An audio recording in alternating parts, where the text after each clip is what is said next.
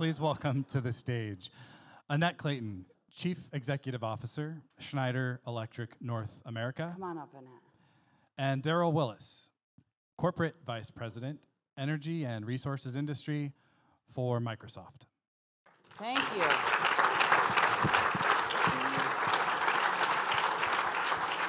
Hello.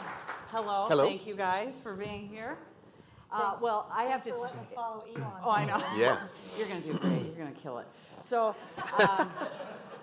first of all, the truth be told, these are two great friends of mine. Annette and I go way back. I think I got chewed out by Annette sometime in my early career at General Motors. She was the big boss, and I was a little plant manager who had a lot to learn from this woman. So she was a very good coach and counsel to me in our years at General Motors, and now as CEO of Schneider, we're working so closely together. And Darryl and I are both Cardinal, Stanford Cardinal. You can't say an S, I guess, but right. Whatever, however you say it. We both went to Stanford, so that's our bond. But more importantly, Darryl and I have met a few times, and then one day I came into, I think we were at, oh gosh, what was that conference? Anyhow, we were at a conference together, and I walked in and I sat down with Darryl, and I said, Darryl, PG&E needs you. Please, can you help us get to the future faster? And Microsoft and Darryl and Satya and the team have just very much stepped up to join us and help us accelerate our path to the future. And so as we think about the whole spirit of the R&D paper and our pathway and the goal to go from today to tomorrow, we don't just want to chit-chat today. We want to announce some news. A press release came out this morning that PG&E and Schneider Electric have partnered to have the first and most leading distributed energy resource management system powered by Azure, the Microsoft Cloud, so that we can go faster and further in managing distributed resources. And let me just make a point about what that means. September 6th last year, we had record heat and temperatures. I mentioned that the virtual power plant from the Tesla Powerwalls played a role in saving the day. But some of you may remember, there was a moment, and I'll never forget it. We were standing in our control room. We were watching the load curve go up. It was September 6th, and it was getting dangerously, dangerously close. The CAISO called us, told us to arm 1 million customers to drop transmission load because we were going to have a brownout in California. And so we used a tool in that moment, the emergency broadcast system. Anyone in California will remember. And thank you for responding. You got a text message that said, please conserve energy. And gosh darn it, Californians responded. Thank you very much. You saved the day and saved the grid, but let's not do that very often. So we have an idea that there's a way to actually use technology and maximize and leverage everything that Elon was just talking about, leverage those distributed resources to make a seamless ability to supply energy on the hottest days at the lowest societal cost. That is possible thanks to the announcement we just made today about this partnership with Schneider Electric and PG&E to show the way of how we can have a smart digital energy platform that is seamless and invisible to customers, yet provides unlimited value. So that's the news today. Join me in thanking Schneider and Microsoft for their good work. Thank you.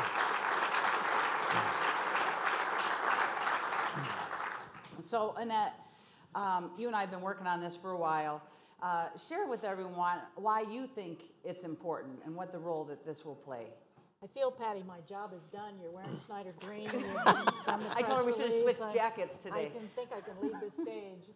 Well, if I could take just a step back before taking a step in. One is congratulations on the R&D strategy.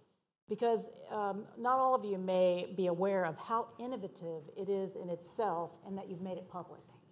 That is an innovation in its own. Most utilities are quite shielded about the challenges they may be facing. And I think asking for the overt innovation is an innovation in itself. So really congratulations for that. Thank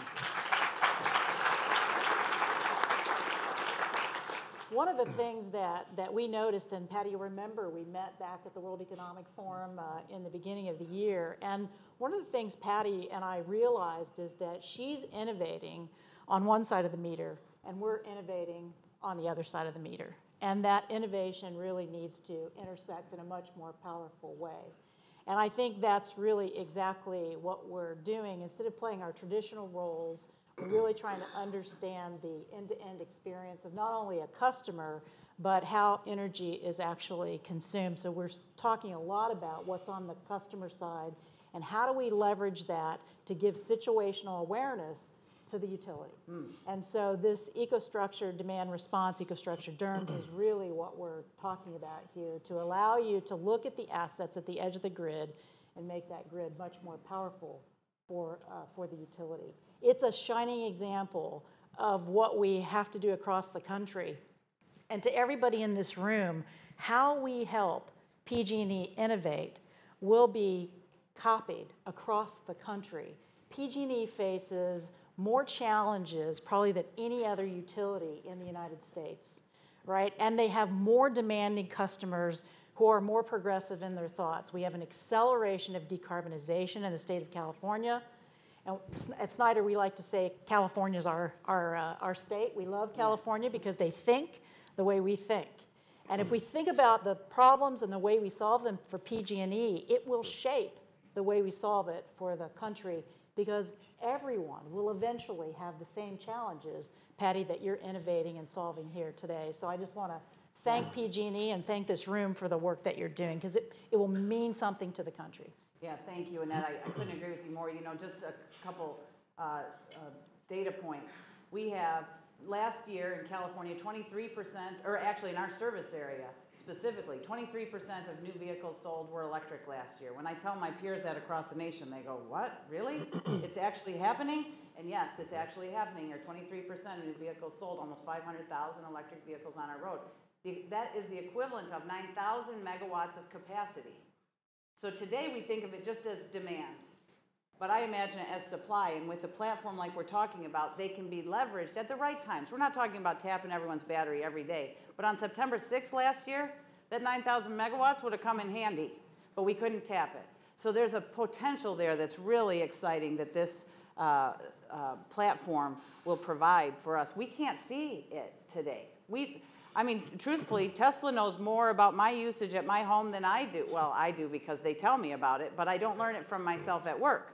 We've got a solar and a power wall at my house. We bought the house in the East Bay, and it had that already installed, and it's been a real eye-opener for me, the value and the benefit of distributed resources and the ability to see it, but it is under-leveraged today. Only I decide how it works and when I can do good, and I don't have the same visibility as a consumer and as a customer as a grid operator has. And so I could be so much more beneficial and would want to be if it were more dynamic. And that's what this DERMS platform will provide. That's right. And we heard Elon say, he said triple. I know if you have the number of electric vehicles that you're anticipating in this state, you will already double your peak demand. Yeah, so triple unchecked is probably about right. Yeah, it's an exciting forecast.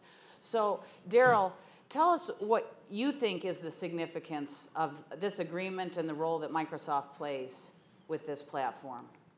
I will, but I wanted to say that, Patti, I remember meeting you probably 4 years ago when I worked for Google, and I thought you were a very unusual power and utility CEO. I've heard and that I'm before, so glad. And I'm so glad you're in this industry, because I think it is overdue for an increase in the velocity of what it does, and also some reimagining how it does things. And I remember talking to Satya, our CEO, after he met you at the White House, and he said, I met this woman who was amazing, and she inspired me. You need to go and figure out who she is and how we can work with her. And so I say all of that to say that for us, partnership is absolutely important. Everything we do is about partnership and figuring out who are the most unusual and most important people for us to partner with. And so PG, Schneider Electric squarely fit in that category. One of the things that we talk about at Microsoft, and I get challenged on as the leader of energy and resources, is to figure out who are the biggest and most important customers and partners on the planet, and how can we work with them? And that's why we're here. There are several things that are important to us. We're a big consumer of energy, and we're going to continue to use a lot more energy, particularly as we think about generative AI and all that's happening there. But we also have some ambitious decarbonization goals. And we also realize that we cannot do it on our own. So we are on this journey with you for the long haul. And we realize that the more we can do together, the better off we're all going to be. That's right. The more we do it, the better. And you know, we did a session together, our teams. We had our teams gather up in Redmond, and we did really just a working session. And I think the inspiration for everyone who's here, and one of the messages we want all of our attendees, both virtually and in person, to know, is that partnership actually takes work. It takes a commitment of dual resources and our most valuable resource of time, putting it in together to imagine a future together, and then building the brass tacks plan. The real deal pathway from here to there is extremely important. And so today is not the last day that we will be gathered, but we'll be gathered in smaller groups working on very specific action plans together about that. You know, Annette, as you think forward, what do you feel like are some of the biggest challenges as we tackle this platform and the platform design together? I think for me, the technology exists. I think the ability to actually have demand response, to orchestrate both the supply and the demand side. We've always spent a lot of time talking about the supply side. We've spent less time on the demand side. So this concept of orchestrating them, I think, is really important. And you know, if you ask me what I think is most important, it's scale and speed. And I think the point that Elon made is really, really important. We have to move much faster. And this concept of piloting hundreds of things is interesting. But I liked Quinn. I have Quinn's mic on, so I'm inspired by Quinn. Oh, yes, okay. You have a shared symphony. I feel some resonance coming on. That's right, exactly. Yeah. I like this concept of really how to drive scale through prototypes. And I think we prototype DERMS a lot. I mean, Patti, even before you came to PG&E, you were prototyping DERMS. You were sunsetting fossil fuels and creating demand response capability at consumers. And so we have the ability to do this at scale. So for me, it's really about speed. And I always think about energy in the Ds. The digitization is super important. Decarbonized, obviously, we talk a lot about that. Decentralized, we're going to see more and more decentralized. And then I think it was Quinn that brought it up, democratized. We need to have access to renewable energy. And a lot of our projects in Schneider are really focused on making sure we're democratizing access to renewable energy. Yeah, you know, as the provider of last resort, you know, we have an obligation to serve, and frankly, I think of it as a privilege to serve all people. And we don't want anyone left behind in this transition. And so I do think the investor-owned utility plays a very important role. We fundamentally have a wire and a pipe connected to every building in our service area, which is 2/3 of California, you know, serving 16 million people. We want to make sure no one is left behind in that transition. And so having an optimized system and a way to be able to use it for the greatest good and this lowest societal cost in this transition is fundamentally going to be enabled by this platform that we've talked about today. Absolutely, absolutely. And so, Darryl, what do you think the biggest challenges are as we move forward? Very similar to what Annette said. I think the biggest one for me as I think about it, and the one that keeps me up at night is speed, pace, the pace at which we do things. We're great at laying out plans and very, as an industry, slow to execute. So I think the pace absolutely matters. I think partnership matters. I think about the fact that you've invited us here, Annette. I was with you in Las Vegas in October for the Innovation Conference. Us coming together is something that's very important. The third thing is ambition. I love your slide. It's the exact same slide you showed to Satya and the leadership team at Microsoft last May. And your mission and your vision and your ambition is having the courage to believe that things that aren't true today are possible is very, very important. And the last thing I'll say, Patti, is that from our standpoint, it is alignment around mission. I love what Schneider says around the fact that life is on. I love when I get an email from you, it says leading with love, and we talk at Microsoft about empowering every organization and planet, every organization and person on that planet to achieve more. And so all of that's alignment. We're all trying to do the same thing as we think about access to energy, the decarbonization of energy, the democratization of energy, and the availability is so important. And us working together, we can truly change the world. As you said, Quinn, as you talked about PG&E and took it all the way out to the 8 billion people on the planet, and the 10 billion people that'll be on the planet in 2050. We've got a lot of work to do. And it's not going to be easy, but together we can get it done. I've never seen companies like ours come together and make things worse. We can only make things better. Somebody's out there thinking of an example, Darryl, for us, but but they're the naysayers, and we're barreling through. You know, Darryl, Microsoft has had a big year. I mean, it's been exciting to watch. The ChatGPT purchase, acquisition, partnership, it is so exciting to think about. But also, I think Elon talked a little, is it scary? I don't know. But as you think about the role of Microsoft and this incredible regenerative learning model, how does that fit into the grid, and how does it, what role do you think it could play in the future of this clean energy transition? I think about a couple of things. One is I think about just how it fits squarely with our mission. We want to enable every person and organization on the planet to do more, and we see artificial intelligence as an enabler for that. That's the first thing. The second thing I would say is that with the advent of these large language models and ChatGPT and all that goes with it, generative AI, we see it as a partner and not a replacement. It's a partner. It's there to help enable, to accelerate the journey. And so to answer your question with a finer point, the third thing I would say is that I believe that any success we have around DERMS, any success we have around 24/7, 365, any success we have around the delivery of energy, when we look back in 3, 4, 5 years' time, AI will be at the center of it.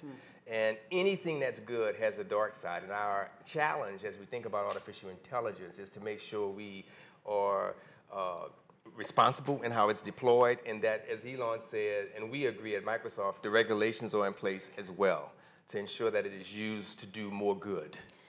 Maybe a couple practical examples of AI. One is, you talked about using the emergency broadcast system to actually curtail energy. But one of the things we're doing in Schneider is we have this thing called virtual power plants, right? Where all these assets that are on the edge of the grid have the ability to generate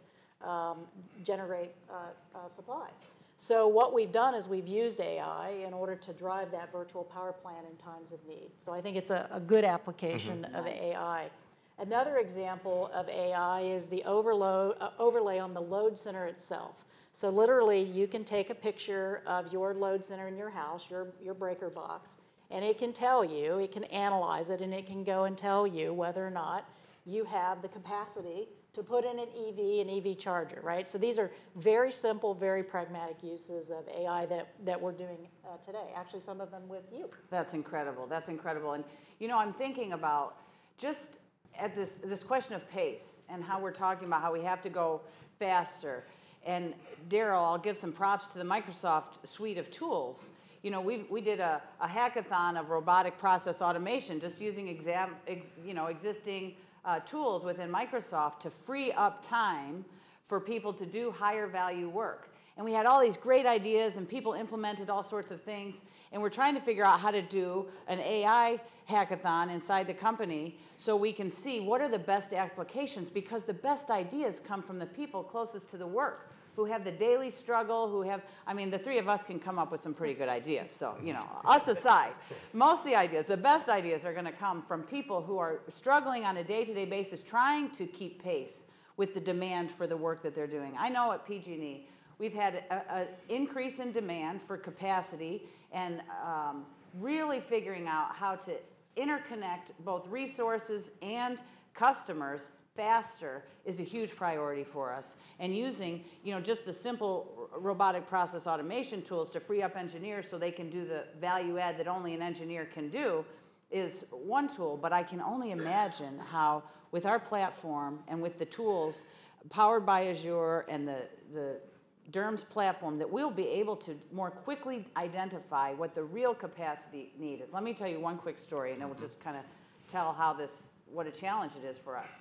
So we had Tesla actually requested a supercharger station, 3.8 megawatts, and so our planners looked and said, oh, we don't have 3.8 megawatts available on that circuit. We'll get to that in the next 3 to 4 years. So that's not very fast. We know that. We resemble that remark. But the engineers are just saying that's how much backlog of demand we have. However, when we dug in, and Quinn and his team did an analysis of that circuit to really understand, in fact, how frequently are we unable to serve the 3.8 megawatts? It was 2 days a year. 363 days of the year we could serve 3.8 megawatts, but because we planned for the peak plus, that's our planning system. So we have to reimagine our standards and really get a lot more sophisticated about our tools weren't designed to break down every hour of every day. Our smart meters help us see now what's the actual demand on any given hour. We now have information we never had before. And the game used to be pretty simple. You build 15% more than you ever will need. Well, when you are hearing 3 times load growth, you can't afford to build 3 times more. And I can't afford to do a new substation for every Tesla supercharger. We need to be able to optimize the use of those other resources to serve that peak so that our existing assets can deliver that energy whenever and wherever it's needed. That's a new game. That's not the game we've been in, but that's the game we need everybody's help reimagining and delivering. Yeah, I mean, I can only agree. I mean, we see a lot of our customers actually solving that very problem with microgrids, right? With some kind of energy as a service. It's decarbonized, it's decentralized, it's digitized, and it's there when you obviously need it. And then Elon talked a lot about storage, so I won't go there. But microgrids are a great example, and I think you showed one earlier. And by the way, there was some Schneider stuff in that white box. Yeah, that was pretty good. You couldn't see it, but it was in the box. Good right? job, Annette. Can I add one thing? Yeah, please, Patti, because I think it's important to say this. From my standpoint, I get to talk to a lot of companies around the world, power and utility companies, oil and gas companies, and mining companies, and the companies who don't embrace artificial intelligence ultimately will get left behind. It is not going away. Companies that don't realize they have to move from the closet to the cloud will get left behind. Companies that don't think that they need to partner with unusual and untraditional partnerships will get left behind. The future is all about AI, it's about the cloud, and it's about partnership. And if you're not on board with all 3 of those things, and lastly, what underpins all of that is leadership.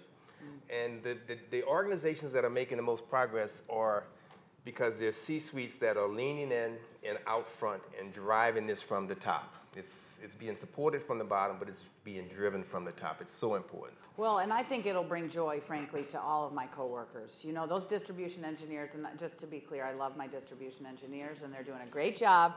But we need to support them with tools so that they can help do the value-added tasks. And I think that's the leadership from the top combined with the ingenuity and the innovation of our partners who are here today and who are online, who have the great ideas that we don't even know about, partnered with our problem statements, I think unlocks the full potential of what we can cause here in California.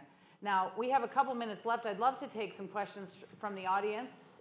Maybe we take one online as we get one in person. Oh, I have a micro. Why don't we take one? Oh, okay. We'll take one here in the audience, here from the second row here.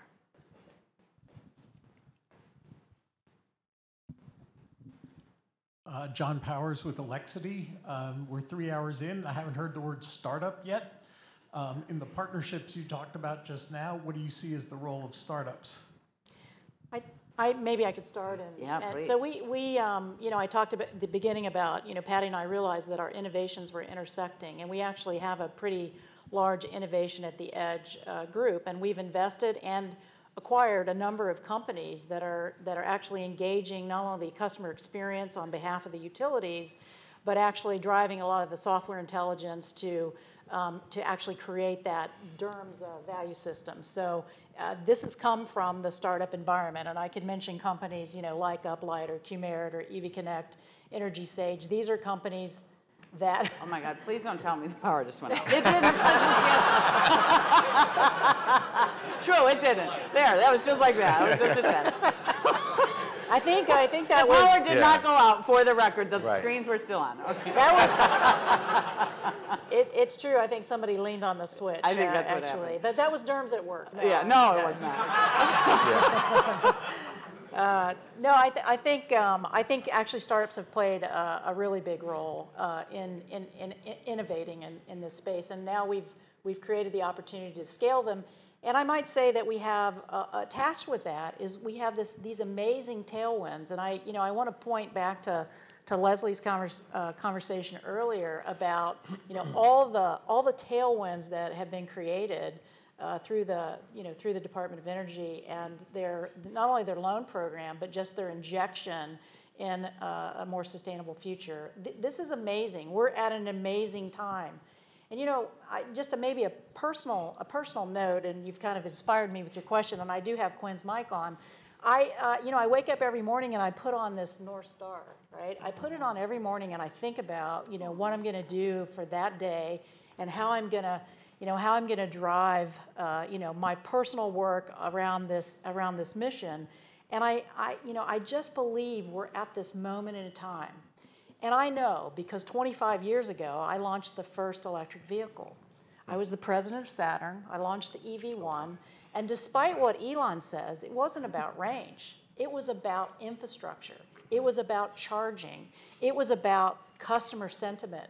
We are at this moment of time. It's so exciting where we have these tailwinds on policy. We have people that care. We have a whole generation that expects this from us. We're at this moment of time, and I'm still glad to be professionally active, right? While we're at this knee of the curve, we have a real chance to change the outcomes, and I know I'm personally dedicated to it. So thank you for your question. Oh my gosh, Annette, what a great answer! Yeah. I think what I just heard is Annette Clayton had a breakthrough idea before Elon. Okay, Darryl, what do you want to respond to this startup question? What I would say about startups is a couple of things. The first one is that we will not get to net zero by 2050 or sooner without startups, because a lot of the technology that's going to be required has to be created, and a lot of the risk associated with that needs to be invested in by companies like Microsoft, and it needs to be pursued by this ecosystem of startups. That said, we've, in the case of Microsoft, set aside $1 billion to invest in startups that are doing things that are risky and on the frontier. We also continue to work with Bill Gates' organization, Breakthrough Energy Ventures, to help provoke the startup community. And lastly, we're investing in organizations like Greentown Labs, which is the largest green tech and clean tech startup in North America. I was actually with Greentown Labs last Thursday in Boston, and we are actively involved with the organization in Houston. So there's a lot to do with startups, and they are essential part of the equation. Yep. Also Greentown Labs, really great incubation. Yeah. Well, and on behalf of PG&E to the startup community, and one of the main reasons we're here today is to tap into that ecosystem. We know that there are brilliant ideas out there, and we have very specific problems. And one of our goals, one of the key goals of having this R&D white paper and our problem statements clearly articulated is so that you know how best to channel that great idea and turn us into your best customer. I think a lot of people think, oh, PG&E should invest in the startups. Actually, no. A startup needs two things. It needs funding, and there's a whole community for that, and it needs a customer. And we want to be that. We want to play that role so that we can best serve our customers. And so we don't want innovation to come here to get trapped in pilots. We want innovation to come to scale at PG&E. We want innovation to come and thrive at PG&E. We've been very clear today about our top problems. We've identified them. In fact, Dan's going to come up on stage and better articulate how we're going to enable you to engage in those top problems. And that's how we can solve this pathway and continue the True North journey. I love that, Annette. The travel to our True North strategy together at an accelerated pace. We are the bridge. You know, there's a saying, and it goes something like this. Great is the one who plants the trees whose shade they'll never know. And I would suggest that this room and everyone online, we're planting a lot of trees whose shade we may never know, but our children and our children's children will know the benefit of a decarbonized economy. Please don't plant those trees near the power lines. Let us celebrate the possibility that we are doing something spectacular together. Thank you for joining us today. Thank you, Annette and Darryl, for being with us in the partnership. Thank you.